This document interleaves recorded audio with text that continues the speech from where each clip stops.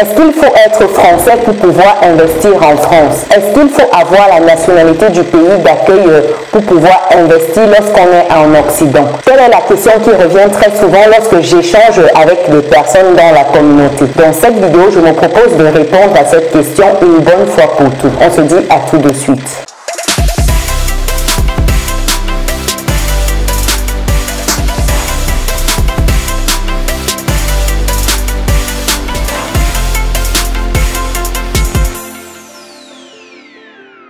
Bienvenue de nouveau sur Business et Réussite, la chaîne qui te permet de muscler ton mindset et tes finances. Si c'est quelque chose qui te parle, alors rejoins dès à présent la communauté des personnes résilientes. Et pense à lâcher ton pouce bleu en l'air, partage massivement cette vidéo et laisse-moi un commentaire en dessous, ce sera vraiment très sympa de ta part. Si tu me découvres pour la première fois, je suis Chimène Nana, entrepreneur, investisseur en France et en Afrique depuis quelques années et ma passion au quotidien c'est de voir un maximum de personnes atteindre leur indépendance financière. Et c'est dans ce sens que je partage régulièrement du contenu de qualité sur cette chaîne afin que chacun puisse passer à l'action et atteindre sa définition du bonheur. Ceci étant dit, rentrons tout de suite dans le vif du sujet, à savoir est-ce qu'il faut avoir la nationalité du pays où on se trouve pour pouvoir investir? Par exemple, pour moi qui suis en France, est-ce qu'il faut que je sois française pour pouvoir investir? La réponse ici est non. Rien de plus faux. Pas besoin d'avoir la nationalité du pays qui nous accueille pour pouvoir investir. On peut investir du moment qu'on a ses documents de circulation en règle. Du moment qu'on est en règle, on peut investir. Il faut pour cela avoir son titre de circulation, son titre de séjour. Par exemple, lorsqu'on est en France,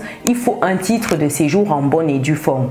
Je vais prendre mon exemple ici pour que vous compreniez très bien ce que je suis en train de dire. Quand je suis arrivée en France, j'étais étudiante, je suis arrivée avec un statut d'étudiant. J'ai demandé un visa long séjour, un visa étudiante qui m'a été octroyé et je suis arrivée dans l'optique de poursuivre mes études. Après mes études, j'ai décidé de m'installer sur le territoire français et d'y faire un bon bout de chemin avant de rentrer vivre en Afrique, ce qui a été décidé récemment avec mon époux. Avant que cette décision ne soit prise, je vivais ou je continue à vivre, pour être plus précise, sur le territoire français. Et après mes études, j'ai changé mon titre étudiant, mon titre de circulation où c'était précisé étudiante contre un titre de circulation où c'est marqué travail.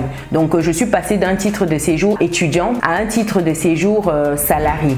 Donc la différence c'est que le titre de séjour étudiant me donne la possibilité de travailler mais pas à 100%.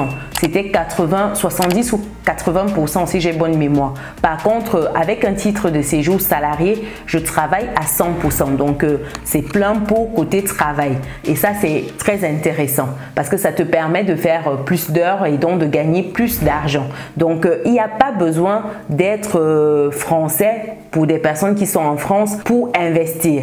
On peut investir avec un titre de séjour. Avec ma migration d'étudiante à salarié, j'ai commencé à investir et je continue d'investir aujourd'hui. La différence avec une naturalisation, c'est que il faut renouveler son titre de séjour régulièrement. Moi, j'avais un titre de séjour qui se renouvelait tous les ans. Aujourd'hui, c'est un titre de séjour qui se renouvelle tous les 2 ans. Donc, il y a plusieurs formules. Il y a ceux qui ont des titres de séjour de 10 ans, donc qui se renouvellent toutes les 10 années et d'autres qui ont la naturalisation. Donc, aujourd'hui, mon titre de séjour, il se renouvelle toutes les 2 années. Et cela ne m'a pas empêché d'investir. Comme vous le savez, sans doute, si vous me suivez depuis un moment déjà, vous savez que j'ai investi énormément sur les marchés immobiliers. C'est à la portée de tous, du moment qu'on est en règle. J'insiste beaucoup sur le terme en règle. Il faut juste être en règle, c'est-à-dire avoir ses documents de circulation à jour. Et dans ce cas de figure, on peut investir. On peut travailler, on peut ouvrir une entreprise, on peut faire plein de choses dans la limite de ce qui est autorisé dans le pays d'accueil. Pour le cas de l'immobilier, par exemple, si tu souhaites investir dans l'immobilier, on va te demander en banque un document de circulation en bonne et due forme en règle, c'est-à-dire un titre de séjour. On va te demander également un document qui dit que tu travailles, c'est par exemple ton CDI. On va te demander tes 3 ou 6 derniers relevés de compte de tous tes comptes. On va te demander également ton avis d'imposition, ça peut être les les 3 derniers avis d'imposition. On va te demander si tu es à ton compte les 3 derniers bilans. On va te demander plein de documents dans ce sens. Ici, il faut garder juste à l'esprit que tu dois être en règle. C'est tout. Quand tu es en règle, tout le reste passe crème. Il faut savoir que lorsqu'on a un titre de séjour qu'on renouvelle tous les ans, comme c'était mon cas avant que je ne passe à un titre de séjour qui se renouvelle toutes les 2 années, il y a des banques qui peuvent être réticentes à l'idée de vous octroyer un financement bancaire. Pourquoi? Parce qu'elles partent du principe que vous pouvez à tout moment quitter le territoire et partir avec cette ligne-là qui resterait pour elle, entre guillemets, par rapport à quelqu'un qui serait naturalisé. Je vais vous donner un exemple qui m'est arrivé personnellement lorsque mon époux et moi on cherchait un financement bancaire pour un projet. Nous sommes arrivés dans une banque dont je vais taire le nom ici. La banque nous a dit qu'elle ne pouvait pas nous financer en fait notre projet et la conseillère a eu la très bonne idée de nous lire le pourquoi. C'était mentionné dans le dossier. Il faut savoir que lorsque votre dossier est envoyé au service prêt immobilier, il y a une analyse qui est faite et vous avez un retour dans le dossier qui est marqué. Lorsque moi-même j'étais en banque, j'avais accès à tout cela. Par contre, c'est quelque chose qui est confidentiel et qui ne doit pas être communiqué aux clients. La conseillère qui était novice a eu la bonne idée de nous dire le pourquoi. On aurait pu justement attaquer cette banque en justice en leur disant qu'ils n'ont pas le droit de nous refuser un financement sous prétexte que mon titre de séjour est juste d'1 an, parce que c'était écrit en noir et blanc que voilà, j'avais un titre de séjour d'1 an et qu'ils ne pouvaient pas nous financer parce que le risque était énorme de ce côté-là. Le risque que je parte avec l'argent de la banque sans finir de rembourser. Et ça, une banque n'a pas le droit. C'est des critères discriminatoires. Elle n'a pas le droit. Et pourtant, c'était écrit en noir et blanc dans le dossier. Donc, quand on a demandé à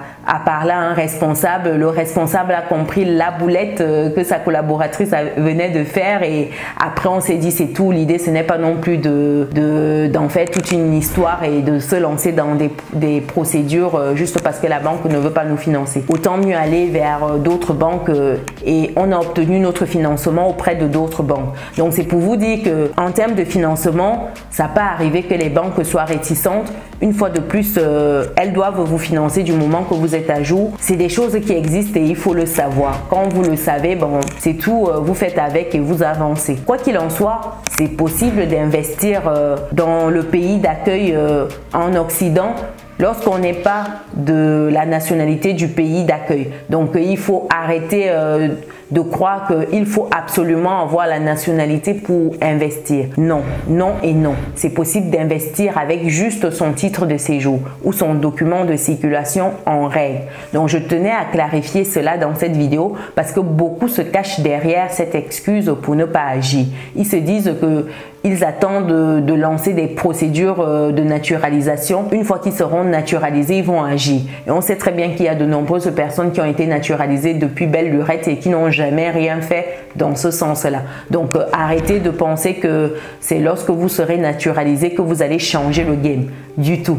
Vous pouvez déjà commencer à investir avec vos documents de circulation que vous avez actuellement et en remplissant toutes les conditions qui vont bien avec, bien sûr. Si tu as un document de circulation en bonne et due forme et que tu n'as pas d'emploi par exemple, c'est sûr que la banque ne va pas te financer.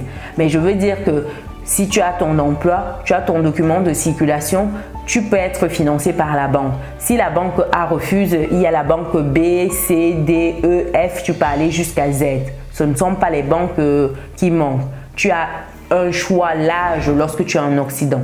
Donc voilà pour la réponse à cette question. Est-ce qu'on peut investir lorsqu'on n'a pas la nationalité? Est-ce qu'on peut investir en France lorsqu'on n'est pas français? Oui, oui et oui. Dites-moi ce que vous pensez de cela dans les commentaires. Est-ce que vous avez déjà fait face à ce cas de figure où on vous refuse un financement, même un prêt conso, hein. Même des prêts conso, il y a des prêts conso qui peuvent vous être refusés parce que vous avez des titres de séjour très courts. Donc dites-moi si vous avez déjà été face à des situations comme celle-là. J'espère que la petite vidéo vous a plu. Pensez à lâcher un pouce bleu en l'air, partagez massivement cette vidéo autour de vous pour sensibiliser les uns et les autres afin qu'ils commencent à agir, qu'ils arrêtent de trouver des excuses lorsqu'ils sont en Occident. Il faut agir, les amis. Également, si vous n'êtes pas encore dans la communauté des personnes résilientes, je pense que c'est le moment ou jamais de rentrer dans notre belle communauté, de nous partager tout ce que vous voudrez bien partager. Nous, on se dit à très bientôt dans une prochaine vidéo. Ciao!